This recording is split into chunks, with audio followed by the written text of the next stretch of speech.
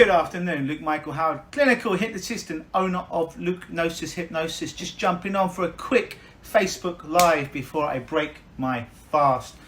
So we did the Facebook Live, the big one yesterday. It went over an hour, actually planning on doing 30 minutes, but we went way over an hour. Got lots of great questions.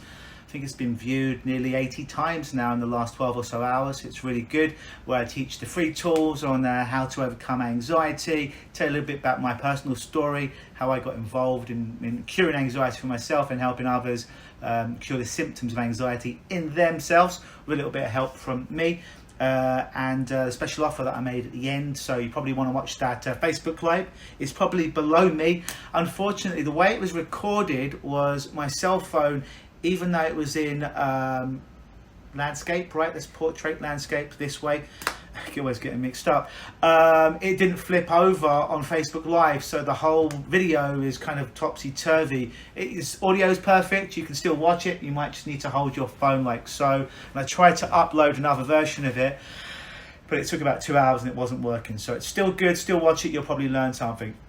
You will learn something, in fact. But I just wanted to share a real quick story of a little bit of anxiety that came up for myself. Yes, even the anxiety hypnotist, coach, change worker sometimes has anxiety. Quick story. I have exercised every single day for over 5 years now. Not every day is incredibly intense. Some days will be intense, will be weights. Some days will be interval training. Some days will be cardiovascular work. Some days will be yoga. Some days we're doing some fighting or MMA stuff. Not every day is intense, but I've trained every single day for over 5 years.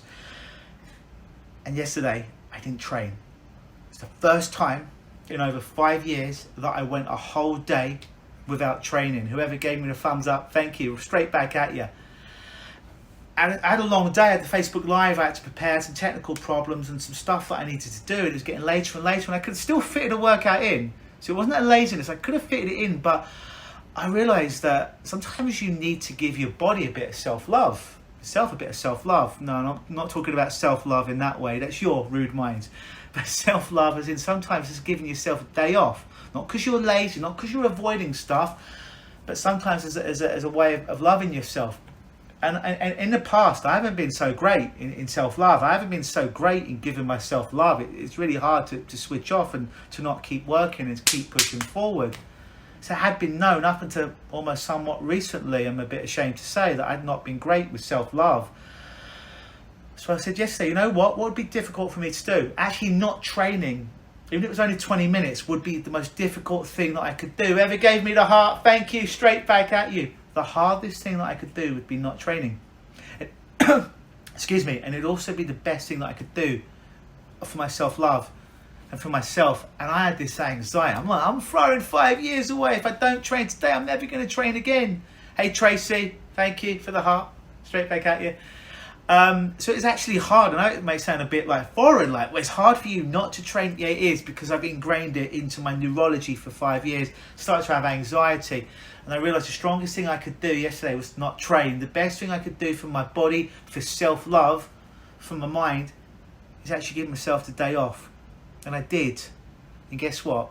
I don't feel bad about it. I don't feel anxious about it. The anxiety lasted a little bit. Hey, Joshua. Nice to see you watching there, Josh and Tracy. And the hardest thing I could do was not exercise, and I didn't exercise. And the best thing I could do for self-love, give myself the day off. And I feel really good that I've done that, because that streak that I'd had, although it empowered me for so long and helped to make exercise a priority for me, it also become a bit of an albatross over my head, and I was always fearing in the back of my mind a little bit of anxiety. What happens the day that I don't exercise? The streak breaks and I'm going to be a fat bastard and never train again. And no, it's not the case. So I'll go and train in about an hour from now, after I've eaten after I've broken my fast, and everything will be hunky-dory. But I needed to give myself thanks, Josh. I needed to give myself the gift of self-love. But I had to go through the valley of a little bit of anxiety to get there. But it was well worth it to be a more balanced human being. That's just a little story I want to share with you. Hope you have a great rest of your day. If you've got any questions about ways that you can give yourself a little bit of self-love, not rude ways, all right? We're talking about ways of actually giving yourself and your emotions some self-love, some things perhaps you could do to give yourself some self-love and to be there for yourself. Perhaps put your comments underneath, and it'd be lovely to see them, and I will comment on them. Have a great rest of your day, afternoon, evening, morning, wherever you are. And as I always like to say, always believe.